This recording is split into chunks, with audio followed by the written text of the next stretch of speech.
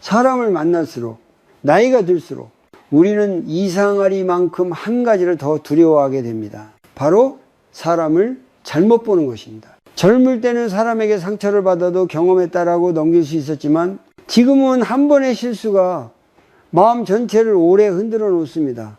그래서 우리는 조심해지고 경계하고 쉽게 마음을 열지 않게 됩니다. 이 영상은 그 두려움이 약해서가 아니라 너무 많이 견뎌온 사람의 마음이라는 이야기로 시작하려 합니다. 중년 이후의 삶에서 인간관계는 더 이상 숫자의 문제가 아닙니다. 얼마나 많은 사람을 아느냐보다 누구와 함께 있을 때 마음이 닳지 않는가가 더 중요해집니다. 하지만 현실은 그렇지 않습니다. 우리는 여전히 사람을 만나야 하고 가족이든 오래된 친구든 혹은 새로 다가온 인연이든 어떤 이는 우리 삶의 위로가 되고 어떤 이는 설명하기 힘든 피로를 남깁니다. 불교에서는 이 상태를 고구라고 말합니다. 고통은 꼭 큰 불행에서만 오는 것이 아닙니다. 왜 이 사람 앞에서는 내가 이렇게 불편할까? 왜 말 한마디, 행동 하나에 마음이 오래 상할까? 이런 반복되는 마음의 소모 또한 분명한 고통입니다. 그리고 많은 경우 우리는 그 고통의 원인을 내가 예민해서 나만 문제라서 라고 돌려버립니다. 하지만 여기서 잠시 멈춰 생각해 볼 필요가 있습니다. 정말 내가 예민한 걸까요? 아니면은 이미 여러 번 사람에게 실망해 본 마음이 스스로를 지키기 위해 보내는 신호일까요? 나이가 들수록 사람을 잘못 볼까 두려워지는 이유는 아주 단순합니다. 우리는 이미 알고 있기 때문입니다. 사람 하나 잘못 믿으면 시간뿐 아니라 감정, 자존감, 때로는 삶의 균형까지 무너질 수 있다는 것을, 그래서 우리는 더 이상 쉽게 기대하지 않고 더 이상 쉽게 판단하지 않으려 합니다. 이 모습은 약함이 아니라 삶에서 배운 지혜의 그림자입니다. 불교에서는 또 이렇게 말합니다. 집착이 있는 곳에 반드시 괴로움이 따른다. 우리가 사람에게 상처받는 이유 중 하나는 그 사람 자체보다 그 사람에게 기대했던 모습에 집착했기 때문입니다. 이 정도는 해주겠지. 이 사람은 다를 거야. 오래 알았으니까 괜찮겠지. 이런 기대는 마음속에서 조용히 커지다가 어느 순간 실망이라는 형태로 돌아옵니다. 중년의 인간관계에서 가장 큰 피로는 다툼이 아니라 기대가 어긋날 때 생기는 침묵입니다.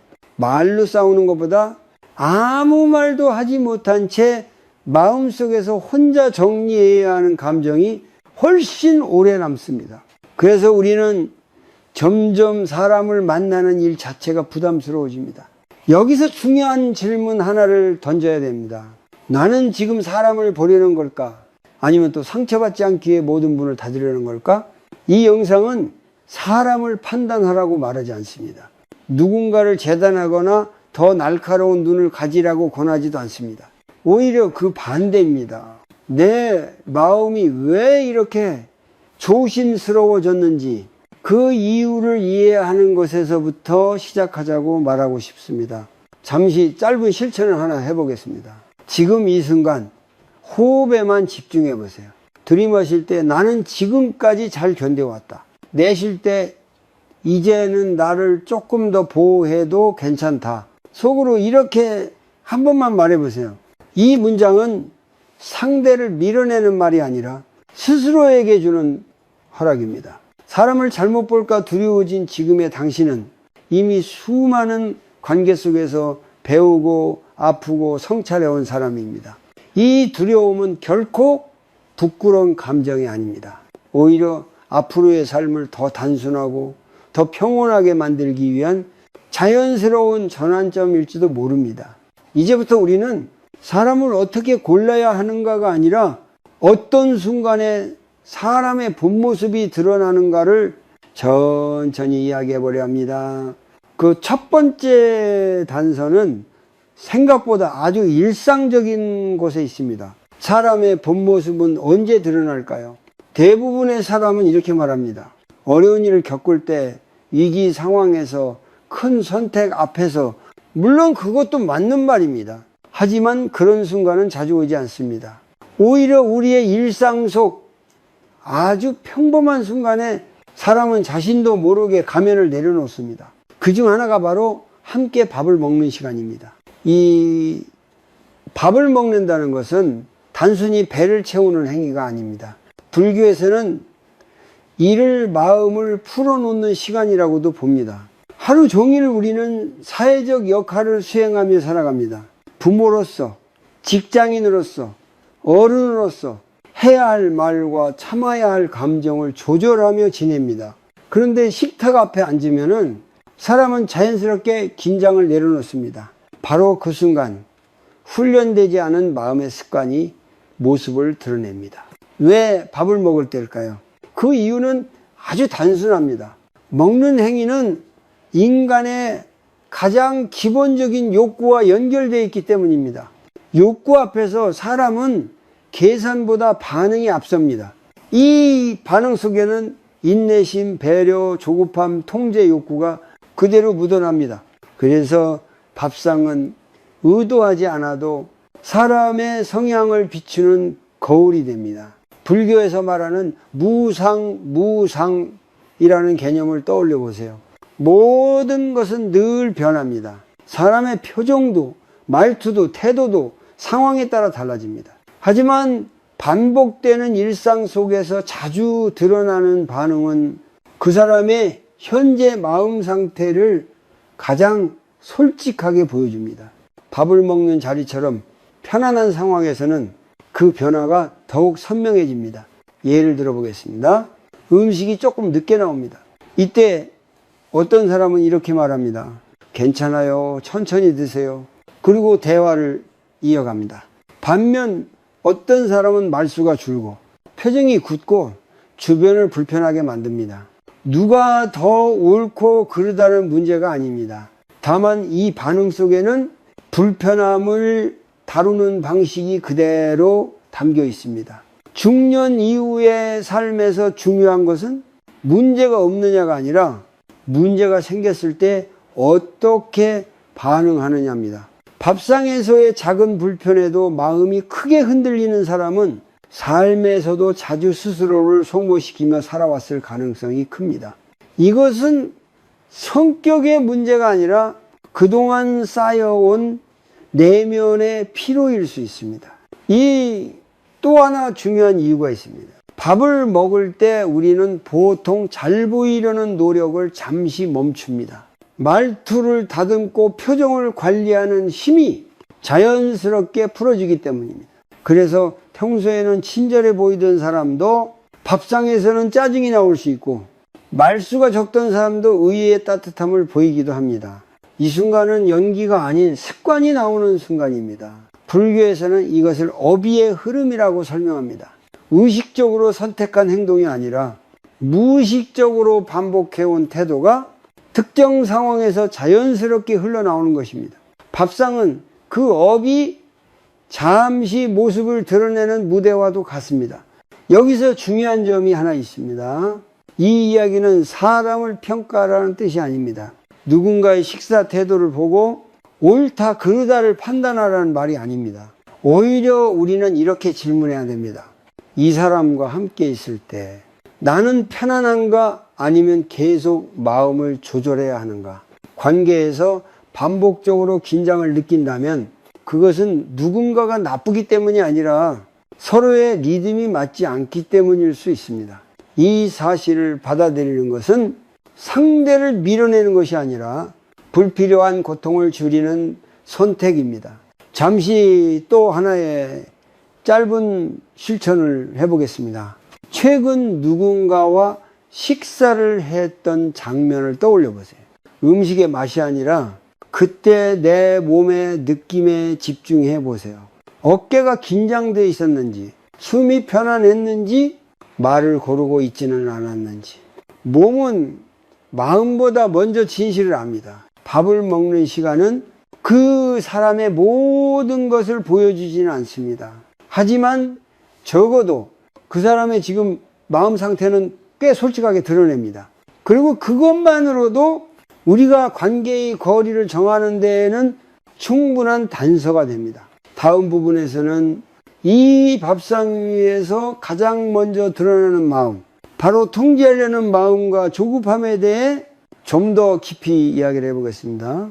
사람의 마음 속에 숨겨진 성향은 모든 것이 자기 뜻대로 흘러갈 때보다 조금이라도 어긋날 때 더 분명하게 드러납니다.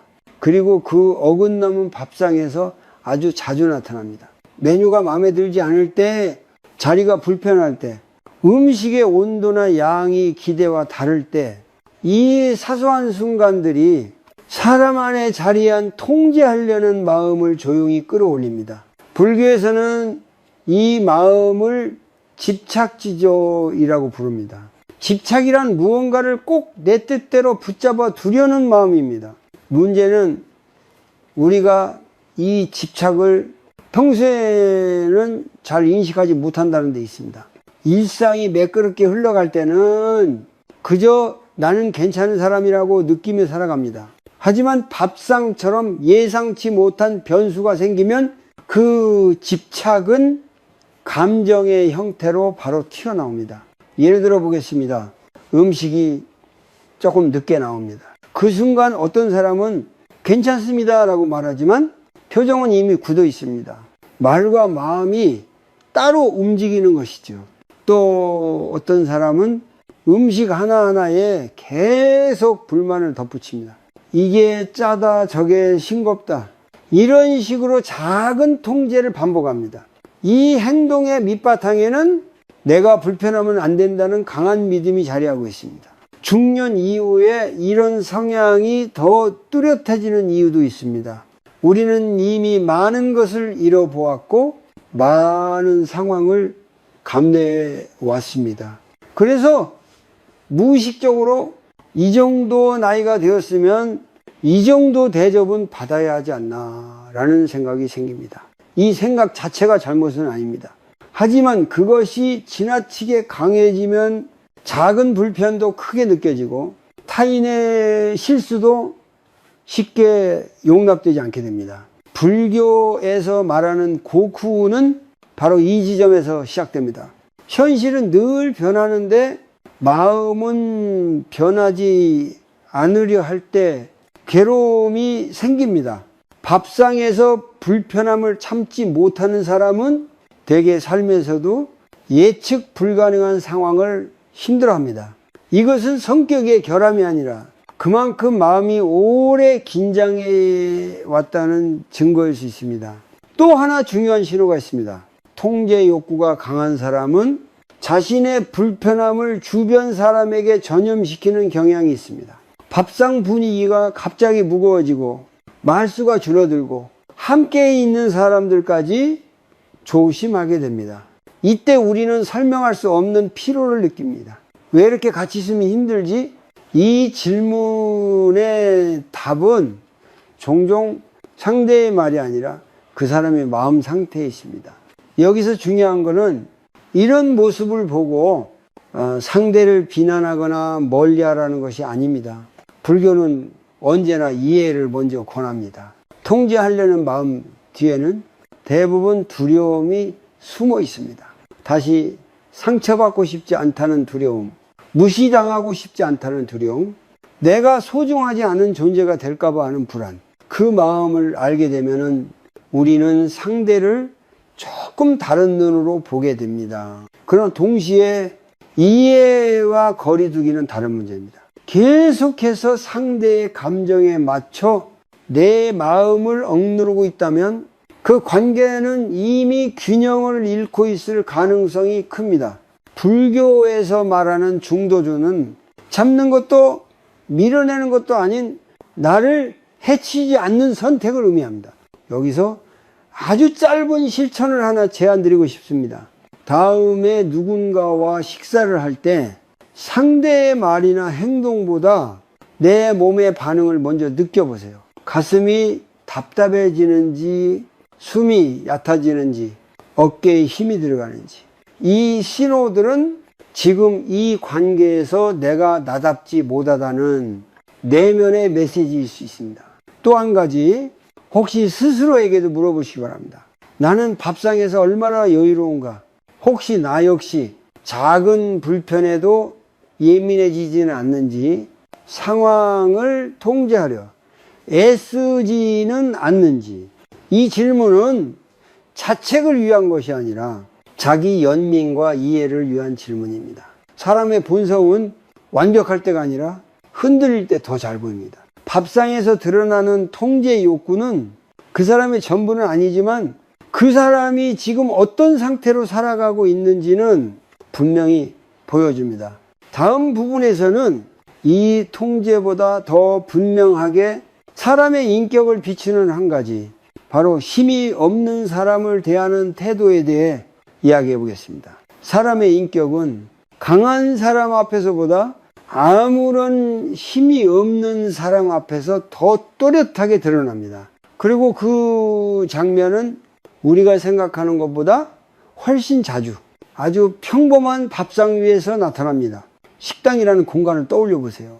그곳에는 다양한 위치의 사람들이 함께 존재합니다. 손님, 직원, 계산을 보는 사람, 묵묵히 음식을 나르는 사람. 이 관계 속에서는 누가 위에 있고 누가 아래에 있는지가 자연스럽게 만들어집니다. 바로 이때 사람의 마음은 가장 솔직한 방향으로 기울어집니다. 불교에서는 이 일을 자비신, 시험받는 순간이라고 말합니다. 자비란 거창한 선행이 아닙니다. 나보다 약한 위치에 있는 사람을 어떤 마음으로 대하느냐, 그 태도 하나에 담겨 있습니다. 어떤 사람은 직원에게 말을 걸 때 눈을 마주치지 않습니다. 필요한 말만 짧게 던지고 조금이라도 이 일이 늦어지면 표정부터 바뀝니다. 반대로 어떤 사람은 아주 사소한 부탁에도 괜찮으세요? 천천히 하셔도 됩니다. 라는 말을 건넵니다. 이 차이는 교양의 문제가 아니라 마음의 방향에서 비롯됩니다. 중년 이후의 삶에서는 이 장면이 더욱 중요해집니다. 왜냐하면 우리는 이미 알고 있기 때문입니다. 사람은 언제든 강한 쪽과 약한 쪽의 위치가 바뀔 수 있다는 것을, 오늘은 손님이지만 내일은 누군가의 도움을 받아야 할 수도 있습니다. 이 무상을 이해하는 사람은 타인을 함부로 대하지 않습니다. 불교에서 말하는 무상은 시간이 흐른다는 의미를 넘어 지위와 역할, 관계가 언제든 바뀔 수 있다는 가르침입니다. 이 무상을 아는 사람은 밥상에서도 자연스럽게 겸손해집니다. 반면 이 사실을 잊은 사람은 잠시 주어진 위치에 집착하게 됩니다. 여기서 중요한 점이 하나 있습니다. 이 이야기는 직원에게 잘하면 좋은 사람이다라는 단순한 도덕 판단이 아닙니다.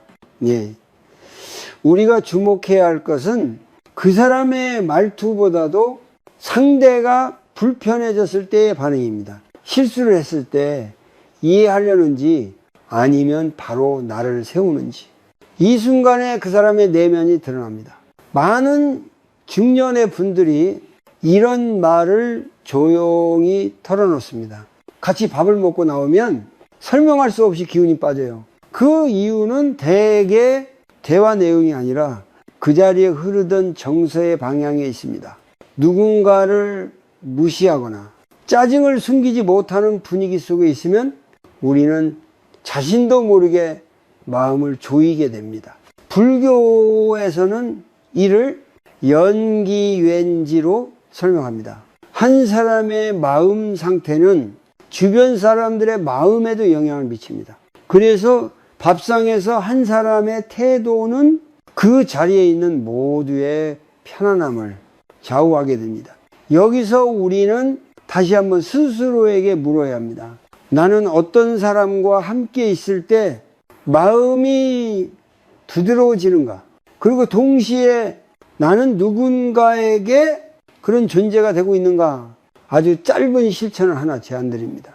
다음에 식당에 가게 되면 음식보다 먼저 사람을 한번 바라보세요. 직원, 함께 온 사람, 그 공간에 있는 모두를 한 명의 역할이 아니라 한 명의 사람으로 바라보는 연습입니다. 이 연습은 타인을 바꾸기 위한 것이 아니라 내 마음을 부드럽게 하기 위한 수행입니다. 사람을 알아보는 눈은 날카로워질수록 좋은 것이 아닙니다.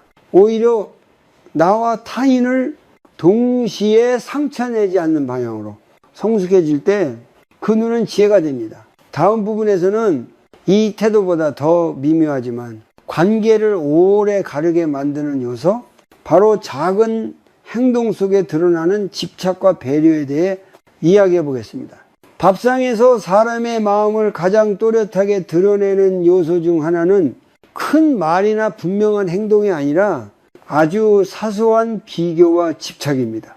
누가 더 좋은 것을 먹는지, 누가 더 많이 가져가는지, 누가 더 손해를 보는지, 이런 생각들은 말로 드러나지 않아도 표정과 손짓, 분위기 속에 고스란히 묻어납니다. 불교에서는 이를 집착지지의 또 다른 모습이라고 말합니다. 집착은 반드시 큰 욕망에서만 생기지 않습니다. 이 정도는 내가 가져도 되지 않을까? 왜 늘 내가 양보해야 하지? 이런 아주 작은 마음의 계산도 분명한 집착입니다. 그리고 밥상은 이 집착이 가장 자연스럽게 드러나는 공간입니다. 예를 들어 보겠습니다. 반찬이 가운데 놓여 있습니다. 어떤 사람은 아무 말 없이 자기 앞에 있는 것만 집어 먹습니다. 또 어떤 사람은 자연스럽게 상대를 먼저 챙기거나 이거 드셔보세요 라며 건넵니다. 이 행동은 교육이나 성격 이전의 관계에 대한 기본 태도를 보여줍니다. 나는 이 관계를 함께 나누는 자리로 인식하는지 아니면 각자 챙기는 자리로 인식하는지, 그 차이가 여기에서 드러납니다. 중년 이후에 이 집착과 비교는 더 미묘해집니다. 젊을 때처럼 드러내놓고 욕심을 부리지는 않지만 마음속에서는 더 많은 계산이 오갑니다. 누가 더 부담했는지, 누가 더 배려했는지, 누가 늘 손해를 보는지, 이 계산이 쌓이면 관계는 점점 무거워지고 밥을 먹는 자리조차 편안하지 않은 시간이 됩니다. 불교에서 말하는 고고는 이 지점에서 다시 나타납니다. 같은 음식을 먹고 같은 자리에 앉아 있지만 마음은 끊임없이 비교하고 판단합니다. 이 비교는 상대를 향한 것이기도 하지만 사실은 자기 자신을 향한 채찍일 때가 많습니다. 나는 왜 늘 이런 위치일까? 나는 왜 항상 더 참아야 할까? 이 질문들이 마음을 닳게 합니다. 여기서 중요한 사실이 하나 있습니다. 집착은 대부분 결핍감에서 비롯됩니다. 사랑받지 못했다는 느낌, 존중받지 못했다는 기억, 늘 뒤로 밀려났다는 경험, 이 감정이 치유되지 않으면 우리는 밥상에서도 무의식적으로 내 몫을 확인하려 합니다. 이것은 이기심이라기보다 마음이 아직 쉬지 못하고 있다는 신호입니다. 그래서 어떤 사람과 밥을 먹으면 이상하게 마음이 편해집니다. 무엇을 먹는지가 중요하지 않고 누가 더 가져가는지도 중요하지 않습니다. 그 자리에 경쟁이 없기 때문입니다. 반면 어떤 사람과 함께 있으면 작은 일에도 마음이 쓰이고 괜히 피곤해집니다. 그 관계 안에는 보이지 않는 비교와 긴장이 흐르고 있을 가능성이 큽니다. 여기서 우리는 다시 한번 중도를 떠올려야 합니다. 불교의 중도조는 무조건 양보하라는 말도 아니고 무조건 챙기라는 말도 아닙니다. 나도 소중하고 상대도 소중하다는 균형의 자리입니다. 밥상에서 이 균형이 자연스럽게 이루어질 때 그 관계는 오래 갑니다. 아주 짧은 실천을 하나 제안드립니다. 다음에 누군가와 식사를 할 때 한 번만 의식적으로 상대를 먼저 챙겨보세요. 큰 행동이 필요하지 않습니다. 반찬을 살짝 밀어주거나 물을 먼저 따라주는 것만으로도 충분합니다. 그리고 그때 내 마음에 어떤 변화가 생기는지 관찰해 보세요. 억울함이 올라오는지 아니면 오히려 편안해지는지, 이 관찰은 상대를 평가하기 위한 것이 아니라 내 집착을 알아차리기 위한 수행입니다. 동시에 혹시 내가 늘 참고만 하고 있다면 그 사실 또한 정직하게 바라봐야 합니다. 계속된 억눌림은 언젠가 관계를 무너뜨립니다. 불교는 희생을 강요하지 않습니다. 오히려 스스로를 해치지 않는 것이 가장 기본적인 자비라고 말합니다. 밥상에서 드러나는 작은 집착과 작은 배려는 그 사람의 전부를 말해주지는 않습니다. 하지만 그 사람이 관계 속에서 어떤 방식으로 살아가는지는 꽤 정확하게 보여집니다. 다음 부분에서는 이 집착과 배려가 더 깊은 차원에서 드러나는 지점, 바로 식사 속도와 삶의 리듬에 대해 이야기해 보겠습니다. 사람의 삶의 리듬은 생각보다 말보다도 선택보다도 먹는 속도에서 먼저 드러납니다. 밥을 얼마나 빨리 먹는지, 얼마나 급하게 씹고 넘기는지, 혹은 얼마나 천천히 머물 수 있는지, 이 모든 것은 단순한 습관이 아니라 그 사람이 하루를 그리고 인생을 어떤 호흡으로 살아가고 있는지를 보여줍니다.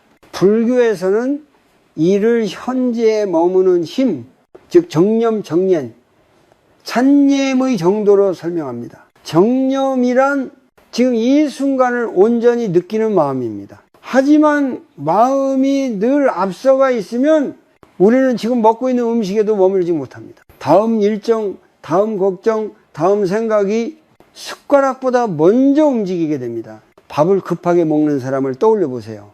대화 중에도 계속 입에 음식을 넣고 상대의 말을 끝까지 듣지 못한 채 다음 이야기를 꺼냅니다. 이 모습은 예의의 문제가 아니라 마음이 늘 바쁜 상태에 놓여 있다는 신호일 수 있습니다. 삶이 그만큼 여유를 허락하지 않았던 것이죠. 중년 이후에도 이 급함이 사라지지 않는 이유는 분명합니다. 책임이 많았고 쉬지 못했고 늘 무언가를 놓치지 않기 위해 달려왔기 때문입니다. 그래서 밥을 먹는 시간조차 쉬는 시간이 아니라 빨리 끝내야 할 시간이 됩니다. 몸은 앉아있지만 마음은 여전히 달리고 있습니다. 불교에서 말하는 고구는 이렇게 마음과 몸이 같은 자리에 있지 않을 때 깊어집니다. 음식은 입에 들어가지만 맛은 남지 않고 사람과 마주 앉아 있지만 연결감은 생기지 않습니다. 이 상태가 반복되면 사람은 점점 더 공허해집니다. 반대로 천천히 먹는 사람도 있습니다. 한 입 씹으며 대화의 흐름을 따라가고 중간중간 숨을 고릅니다. 이 사람은 반드시 느긋한 성격이라서가 아니라 지금 이 순간에 머무는 연습이 어느 정도 돼 있는 경우가 많습니다. 이런 사람과 함께 있으면은 이상하게 마음이 차분해집니다. 여기서 중요한 것은 빠름과 느림 중 어느 쪽이 옳다는 판단이 아닙니다. 우리가 봐야 할 것은 그 속도 뒤에 있는 내면의 안정감입니다. 밥을 먹는 내내 불안이 느껴진다면 그 관계 안에서 혹은 그 사람의 삶 안에서 쉼이 충분하지 않다는 신호일 수 있습니다. 또 하나 주목할 점은 밥을 먹으며 휴대폰을 놓지 못하는 모습입니다. 눈은 화면에 있고 손은 계속 움직이며 대화는 끊깁니다. 이 또한 집중력의 문제가 아니라 고요를 견디기 어려운 마음일 수 있습니다. 침묵이 불편하고 자기 안의 생각과 마주하기 어려울 때 사람은 외부 자극에 매달리게 됩니다. 여기서 아주 부드러운 실천을 하나 제안드립니다. 다음 식사 때 처음 3숟가락만이라도 아무 말 없이 천천히 드셔보세요. 씹는 감각, 음식의 온도, 몸의 반응에만 집중해 봅니다. 그리고 스스로에게 묻습니다. 지금 나는 어디에 있는가? 이 짧은 질문은 삶의 속도를 단번에 바꾸지는 않지만 나를 현재로 데려오는 문이 되어줍니다. 사람을 알아보는 데에도 이 식사 속도는 중요한 단서가 됩니다. 그 사람과 함께 있을 때 내 호흡이 더 가빠지는지 아니면 자연스럽게 느려지는지, 이 느낌은 머리로 계산하기보다 몸이 먼저 알고 있습니다. 밥상에서 드러나는 속도는 그 사람의 전부는 아닙니다. 하지만 그 사람이 얼마나 자기 자신과 함께 머물 수 있는지, 그리고 타인과 함께 한 자리에 있을 준비가 되어 있는지는 조용히 말해줍니다. 다음 부분에서는 이 모든 신호들이 모여 하나의 중요한 질문으로 이어집니다. 왜 어떤 사람과 밥을 먹고 나오면 유난히 마음이 지치는가? 그 이유를 함께 들여다보겠습니다. 어떤 사람과는 밥을 한 끼 먹고 나오면 몸보다 마음이 먼저 지칩니다. 특별히 다툰 것도 없고 불쾌한 말을 들은 것도 아닌데 집에 돌아오는 길에 괜히 말수가 줄고 혼자 있고 싶어집니다. 이런 경험 중년 이후라면 한 번쯤은 있었을 것입니다. 불교에서는 이런 상태를 에너지의 불균형이라고 설명합니다. 관계 속에서 한쪽만 계속해서 맞추고 참고 조절하고 있다면 그 자리는 이미 편안한 인연이 아닙니다. 밥상은 그 불균형이 가장 빠르게 느껴지는 공간입니다. 왜냐하면 밥을 먹는 동안에는 가면을 오래 쓰기 어렵기 때문입니다. 예를 들어 보겠습니다. 이 상대의 기분을 계속 살피느라 말 한마디 하기 전에 머릿속으로 여러 번 생각하게 됩니다. 혹시 이 말을 하면 기분 나쁘지 않을까? 혹시 내가 실수하는 건 아닐까? 이런 긴장이 밥 먹는 내내 이어진다면 그 관계는 이미 한쪽이 감정 노동을 하고 있다는 신호입니다. 중년 이후의 관계에서 이 감정 노동은 젊을 때보다 훨씬 더 크게 다가옵니다. 예전에는 참을 수 있었던 일도 지금은 몸이 먼저 반응합니다. 어깨가 뻐근해지고 숨이 답답해지고 괜히 피곤해지는 이유는 마음이 더 이상 무리하지 말라고 신호를 보내고 있기 때문입니다. 불교에서 말하는 자비쯤은 타인을 향한 마음이기도 하지만은 무엇보다 자기 자신을 향한 마음입니다. 계속해서 나를 소모시키는 관계를 억지로 유지하는 것은 자비가 아니라 집착일 수 있습니다. 오래 알았으니까, 가족이니까 이 정도는 참아야지라는 생각이 오히려 고를 키우기도 합니다. 여기서 중요한 것은 관계를 끊으라는 말이 아닙니다. 불교는 극단을 권하지 않습니다. 모두를 밀어내는 것도, 모두를 받아들이는 것도 아닌 거리의 조절가 필요하다고 말합니다. 밥을 함께 먹는 시간이 늘 불편하다면 그 관계의 깊이나 빈도를 조금 조정해도 괜찮습니다. 많은 사람들이 이 선택 앞에서 죄책감을 느낍니다. 내가 너무 이기적인 건 아닐까? 하지만 자신을 지키는 선택은 이기심과 다릅니다. 오히려 나를 지켜야 상대에게도 불필요한 감정의 찌꺼기를 남기지 않습니다. 여기서 아주 솔직한 질문을 자신에게 던져보시기 바랍니다. 이 사람과 밥을 먹고 나면 나는 회복되는가? 아니면 더 지치는가? 이 질문에는 옳고 그름이 없습니다. 다만 앞으로의 삶을 조금 더 평온하게 만들기 위한 중요한 기준이 될 수 있습니다. 짧은 실천을 하나 제안드립니다. 다음에 식사를 마치고 나서 집에 돌아오는 길에 자신의 몸을 한번 느껴보세요. 숨이 깊은지, 어깨가 내려가 있는지, 마음이 조용한지. 이 느낌은 그 관계가 나에게 어떤 영향을 주는지를 가장 정직하게 알려줍니다. 밥을 함께 먹는다는 것은 잠시 인생을 같이 걷는 일과도 같습니다. 그 짧은 시간 동안 내가 나답게 있을 수 있는지 아니면 계속 조절해야 하는지, 그 차이는 생각보다 중요합니다. 다음 부분에서는 이 모든 관찰이 결국 어디로 향해야 하는지, 즉 사람을 판단하지 않으면서도 스스로를 보호하는 방법에 대해 이야기해 보겠습니다. 사람을 바라보는 눈이 생긴다는 것은 누군가를 쉽게 판단하게 된다는 뜻이 아닙니다. 오히려 그 반대입니다. 많이 겪고 많이 아파본 사람일수록 함부로 결론 내리지 않게 됩니다. 그 대신 적당한 거리를 아는 지혜가 생깁니다. 불교에서는 이 태도를 지혜와 자비의 균형이라고 말합니다. 지혜만 있으면 차가워지고 자비만 있으면 자신을 잃기 쉽습니다. 중년 이후의 인간관계에서는 이 두 가지가 함께 가야 마음이 다치지 않습니다. 밥상에서 보았던 여러 신호들, 통제하려는 태도, 약자를 대하는 모습, 작은 집착과 비교, 급한 식사 속도, 이 모든 것은 그 사람의 전부가 아닙니다. 다만 그 사람이 어떤 상태로 살아가고 있는지를 조금 보여줄 뿐입니다. 그래서 우리는 이 관찰을 판결로 바꾸지 않아야 합니다. 이 사람은 이런 사람이야 라고 딱 잘라 말하는 순간 관계는 경직됩니다. 대신 이렇게 생각해 볼 수 있습니다. 이 사람과 나는 이 정도 거리에서가 편하겠구나. 이 차이는 아주 큽니다.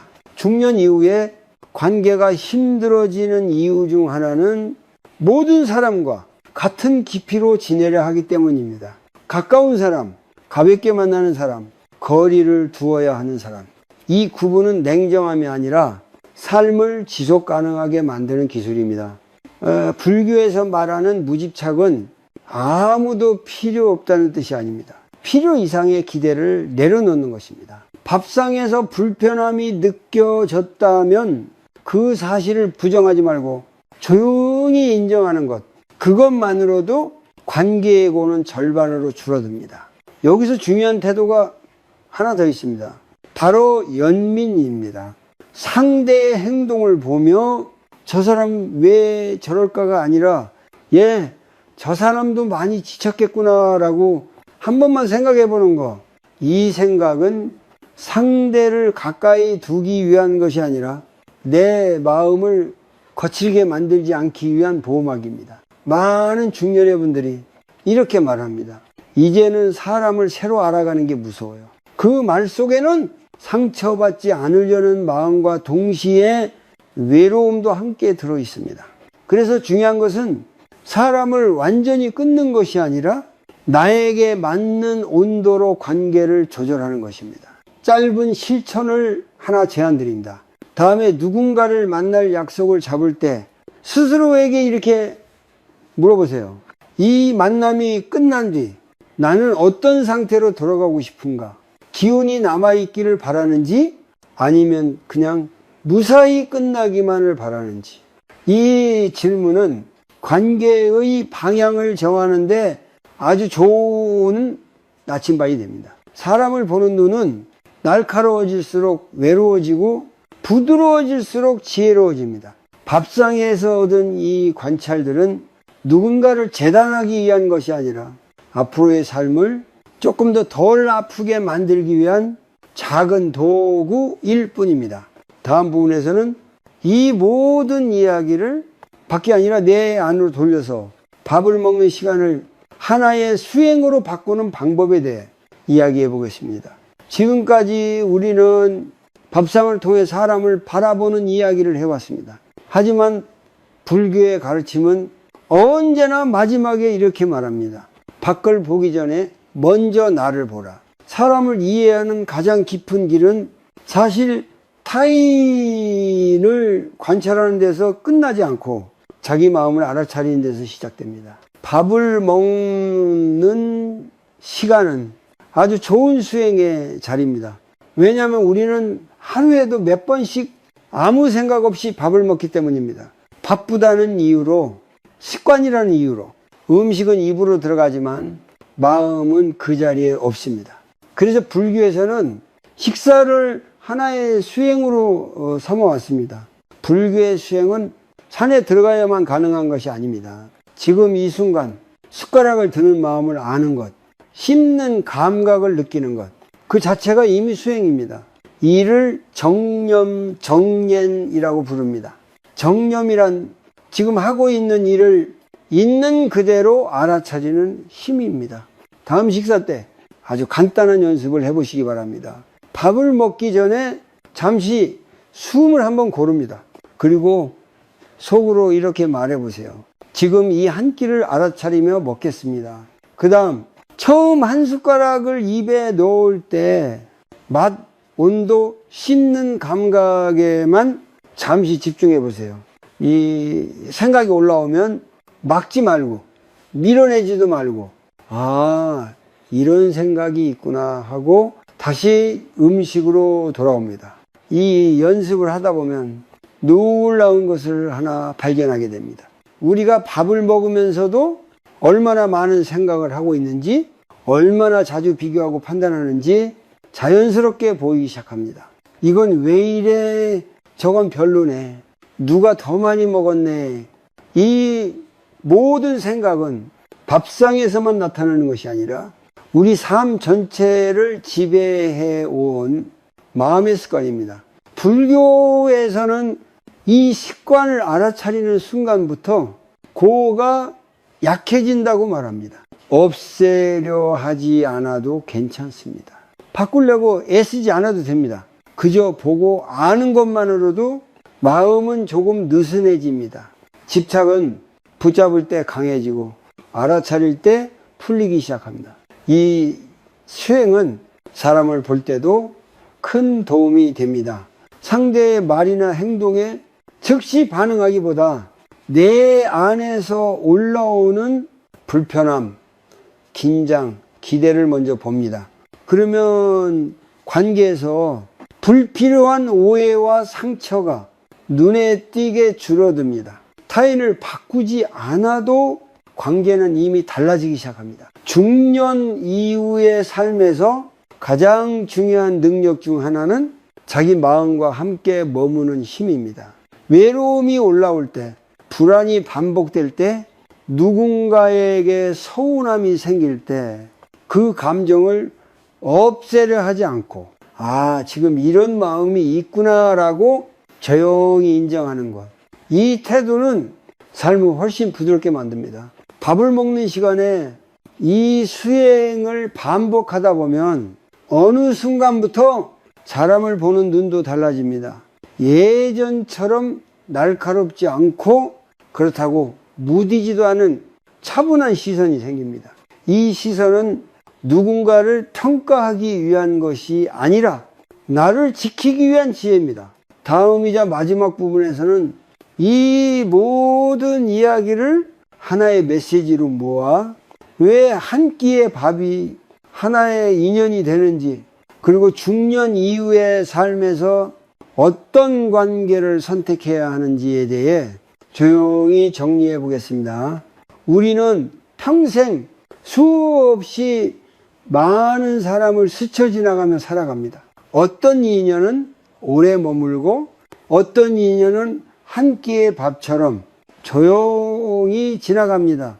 불교에서는 이 모든 만남을 인연이라고 부릅니다. 우연처럼 보이지만 그 안에는 각자의 삶과 마음이 잠시 교차하는 깊은 의미가 담겨 있습니다. 밥을 함께 먹는다는 것은 단순히 같은 음식을 나누는 일이 아닙니다. 그 짧은 시간 동안 서로의 리듬, 마음 상태, 태도를 말없이 마주하는 일입니다. 그래서 어떤 사람과는 한 번의 식사만으로도 마음이 편안해지고 어떤 사람과는 말없이 지치게 됩니다. 이 느낌은 되게 크게 틀리지 않습니다. 중년 이후의 삶에서는 이 감각을 무시하지 않는 것이 아주 중요해집니다. 젊을 때처럼 무리해서 관계를 확장할 필요도 없고 모두에게 좋은 사람이 될 필요도 없습니다. 불교에서 말하는 지족지은 이미 충분함을 아는 마음입니다. 지금 곁에 있는 몇 사람, 그리고 나 자신과의 관계가 평온하다면 그것으로도 삶은 충분합니다. 사람을 알아보는 기준은 화려할 필요가 없습니다. 말을 얼마나 잘하는지, 겉모습이 얼마나 단정한지보다 함께 밥을 먹을 때 내 마음이 어떤 상태가 되는지가 훨씬 정직한 기준이 됩니다. 불편함이 반복된다면 그 관계를 억지로 끌고 갈 이유는 없습니다. 이 선택은 도망이 아니라 자기 존중입니다. 불교에서는 집착을 내려놓는 것을 포기라고 부르지 않습니다. 오히려 그것을 지혜로운 선택이라고 말합니다. 모든 인연을 붙잡으려 할 때 삶은 무거워지고 필요 없는 인연을 놓을 때 마음에는 공간이 생깁니다. 그 공간 안에서 진짜 소중한 인연은 자연스럽게 머물게 됩니다. 여기서 마지막으로 아주 조용한 실천을 하나 제안드리고 싶습니다. 다음에 누군가와 식사를 하게 되면 밥을 다 먹고 나서 속으로 한 번만 물어보세요. 이 인연은 나를 따뜻하게 했는가? 아니면 소모하게 했는가? 정답을 찾으려 하지 말고 그저 떠오르는 느낌을 인정해주면, 부드럽게 인정해주면 됩니다. 사람을 보는 눈은 세월이 만들어줍니다. 그리고 그 눈은 날카로운 판단이 아니라 아픔을 줄이기 위한 방향 감각입니다. 이제 우리는 누군가를 평가하기 위해 밥을 먹는 것이 아니라 어떤 인연을 내 삶에 드릴지 스스로 선택할 수 있는 위치에 와 있습니다. 한 끼의 밥은 아주 짧은 시간이지만 그 안에는 그 사람의 마음과 내 마음이 동시에 담깁니다. 그래서 밥상은 거짓말을 하지 않습니다. 다만 우리에게 조용히 말해줄 뿐입니다. 이 인연은 여기까지가 편안하다고. 이제부터의 삶에서는 더 많은 사람보다 더 적은 상처를 선택하시길 바랍니다. 그 선택은 외로움이 아니라 평온으로 가는 길입니다.